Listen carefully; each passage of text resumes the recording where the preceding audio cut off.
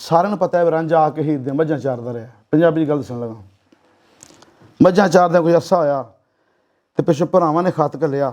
ਬੇਲੇ 'ਚ ਉਦੋਂ ਕਸ ਦਾ ਦੌਰ ਸੀ, ਚਿੱਠੀਆਂ ਤੇ ਫੋਨ ਨਹੀਂ ਸਨ। ਕਸ ਦੇ ਖਤ ਲੈ ਕੇ ਆਇਆ ਬੇਲੇ 'ਚ। ਬੇਲੇ ਰਵਾਨਾ ਹੋਇਆ ਤੇ ਹੀਰ ਚੂਰੀ ਦੇ ਕੇ ਆ ਰਹੀ ਸੀ ਰਾਂਝੇ ਨੂੰ। ਰਸਤੇ 'ਚ ਮੇਲ ਹੋਇਆ। ਉਹਨੇ ਆਖਿਆ ਮੈਂ ਇੱਥੇ ਰਾਂਝਾ ਤਖਤ ਹਜ਼ਾਰੇ ਦਾ ਮੱਝਾਂ ਚਾਰਦਾ, ਚਰਵਾਲੇ ਮੱਝਾਂ ਦਾ, ਹੀਰ ਦੀ ਮੱਝਾਂ ਚਾਰਦਾ, ਮੈਨੂੰ ਮਿਲਣਾ। ਤੇ ਉਹਨੇ ਆਖਿਆ ਕੀ ਕੰਮ ਹੀ ਉਹਦੇ ਨਾਲ? ਉਹਨੇ ਆਖਿਆ ਉਹਦੇ ਭਰਾਵਾਂ ਦਾ ਸੁਨਾਹ ਲੈ ਕੇ ਆਇਆ। ਉਹਨੇ ਆਖਿਆ ਸੁਨਾਹ ਦੇ ਜਿਹੜਾ ਹੈ। ਸੁਨਾਹ ਦਿੱਤਾ। ਹੀਰ ਨੇ ਆਖਿਆ ਹੁਣ ਜਾਣ ਤੇ ਵਾਪਸ ਤੋਂ ਆਇਆ ਕਿ ਮੇਰਾ ਵੀ ਸੁਨਾਹ ਲੈਂਦਾ ਜਾ। ਸੁਨਾਹ ਲਿਖਿਆ ਖਤ ਉਹਦੇ ਹੱਥ ਪੜਾਇਆ ਕਾਸਤ ਦੇ, ਲੈ ਕੇ ਗਿਆ ਤੇ ਭਰਾਵਾਂ ਨੇ ਖਤ ਪੜ੍ਹਿਆ ਤੇ ਖਤ ਜਿਹੜੀ ਤਰੀਰ ਲਿਖੀ ਸੀ ਉਹ ਮੈਂ ਸੁਣਾਉਣ ਲੱਗਾ। ਤਰੀਰ ਜਿਹੜੀ ਲਿਖੀ ਸੀ ਮੈਂ ਉਹ ਸੁਣਾਉਣ ਲੱਗਾ। ਖਤ ਜਿਹੜੀ ਲਿਖੀ ਸੀ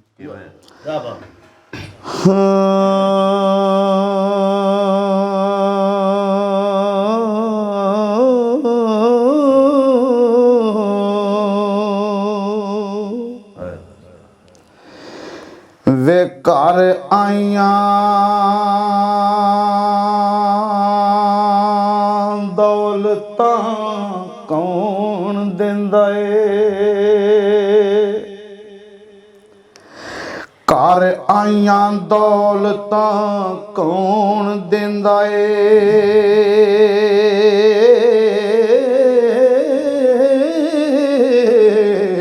ਤੇ ਪਹਿਲੋਂ ਬਨ ਕੇ ਪਿੰਡੋਂ ਕਿਉਂ ਇਹ ਟੋਰ ਆਈ,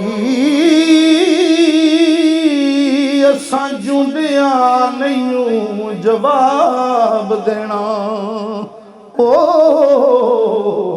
ਸਾਡਾ ਰੱਬ ਨੇ ਜੋੜਨਾ ਇਹ ਜੋੜ ਆਈ।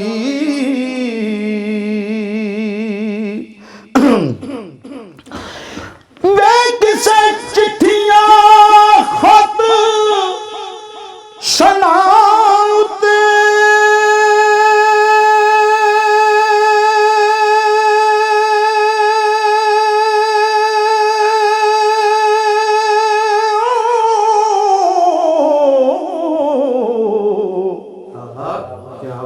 ਮਾਲ ਲੁੱਟਿਆ ਕਿਸੇ ਨਾਲ ਇਹ ਮੋੜ ਆਈ।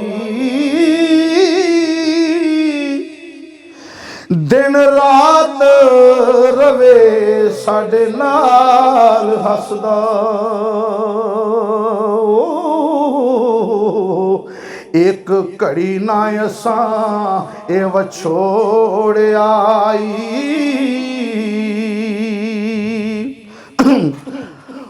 ਵਿਚਲੇ ਹਾਲ ਦੀ ਕੁਝ ਨਹੀਂ ਓਏ ਖਬਰ ਸਾਨੂੰ,